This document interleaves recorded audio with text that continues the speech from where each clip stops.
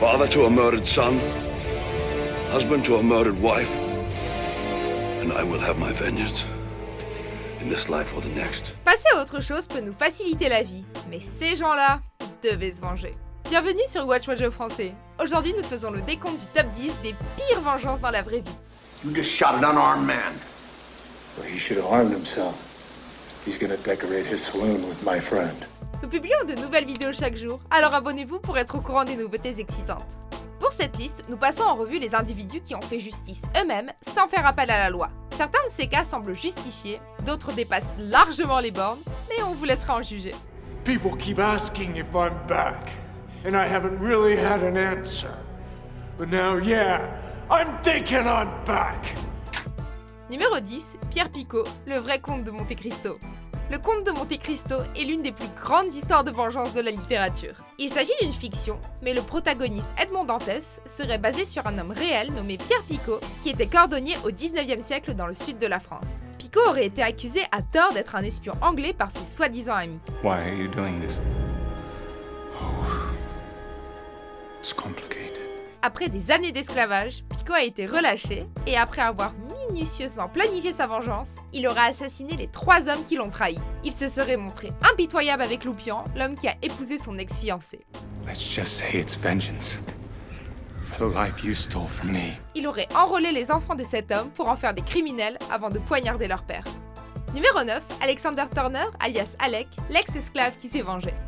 Rappelant le film Django dans la vraie vie, Alec Turner est né esclave dans une plantation de tabac en Virginie en 1845.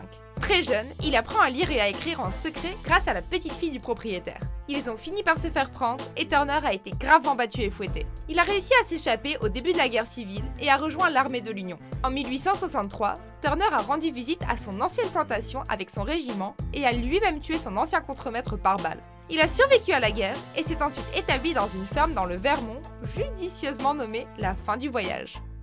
Numéro 8, Nakam, les Avengers version juive. We're gonna be doing one thing and one thing only. Killing Nazis. Naturellement, beaucoup de gens ont été mécontents du résultat du procès de Nuremberg où seulement 24 individus ont été inculpés. Du coup, un groupe intitulé Nakam, l'abréviation de Dam Yehudi Nakam, ou le sang juif sera vengé, s'est formé, cherchant sa propre forme de justice. Le groupe a empoisonné 3000 miches de pain envoyées au camp de prisonniers américains prévu pour les anciens membres SS. Plus de 2000 prisonniers auraient été malades, mais à la grande déception de l'ancien membre de Nakam, Joseph Armatz, il n'y a pas eu de mort confirmée. D'après certains membres, le groupe désirait à l'origine tuer 6 millions d'Allemands en empoisonnant les sources d'eau des métropoles du pays. Numéro 7, Frank Eaton, la vendetta d'une vie. Né au milieu du 19e siècle dans le Connecticut, Frank Eaton a déménagé au Kansas avec sa famille à l'âge de 8 ans. À cette époque, son père, qui était membre du milice, a été tué par 6 ex-soldats confédérés. Un ami de la famille a dit à Eaton qu'une malédiction repose sur toi si tu n'essaies pas de venger ton père. Frank a commencé à s'entraîner et a hérité du nom de Pistol Pete puisqu'il était censé tirer plus vite que Buffalo Bill. D'après l'histoire, il a réussi à trouver et tuer les 5 assassins avant ses 30 ans. Le dernier, John Ferber, a échappé à la colère d'Eaton en mourant avant qu'il ne l'atteigne. My name is Inigo Montoya. You killed my father. Prepare to die. Numéro 6, Aaron Burr, le vice-président qui en avait assez. Les rivalités politiques sont courantes, mais cette situation est assez originale. Alexander Hamilton et Aaron Burr étaient des politiciens du début du 19e siècle aux États-Unis. Burr affronte Thomas Jefferson pour les présidentielles, mais perd, en partie à cause de l'influence d'Hamilton. Quelques années plus tard, Burr se présente pour le poste de gouverneur de New York pour perdre face à Hamilton qui a mené une campagne agressive contre lui. Agacé, Burr, qui était vice-président à l'époque, provoque Hamilton en duel. Le duo de politiciens se rencontre dans la ville de Weehawken, dans le New Jersey, et Hamilton s'est retrouvé mortellement blessé. Numéro 5, Buford Pusser, le shérif qui gardait la tête haute.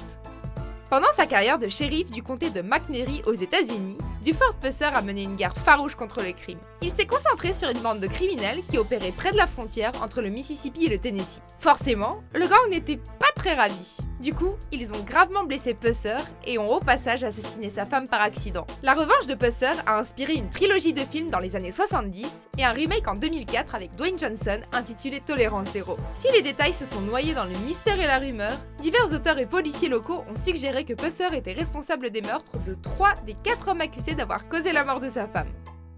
Numéro 4, Carl V. Erickson, le retraité ultra vindicatif. Le lycée est une période difficile, surtout si l'on n'est pas considéré comme soi-disant populaire. Carl Erickson le sait bien, puisqu'il a été victime d'une farce cruelle. Si les détails de l'incident sont un peu flous, on sait qu'un slip de sport a été placé sur la tête d'Erickson devant tout un groupe d'élèves.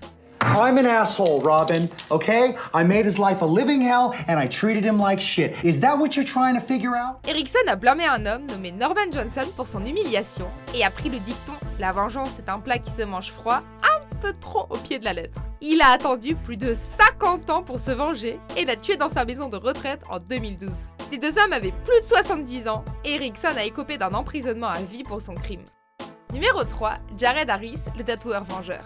La prison est un endroit difficile, et pour ceux qui ont commis des crimes à l'encontre d'enfants, c'est l'enfer sur Terre. En 2006, Anthony R. Stockelman a été condamné à la prison à vie après avoir sexuellement agressé et tué Katie Coleman, une fillette de 10 ans. À l'insu des autorités, Stockelman a été placé dans la même prison que le cousin de Katie, Jared Harris, condamné pour un braquage. D'après les informations qu'ont pu rassembler les enquêteurs, Harris l'a apparemment coincé et à l'aide d'autres prisonniers, a tatoué les mots trouvés sur son front le lendemain matin. Ils avaient marqué Katie's Revenge, c'est-à-dire la vengeance de Katie. Lie still.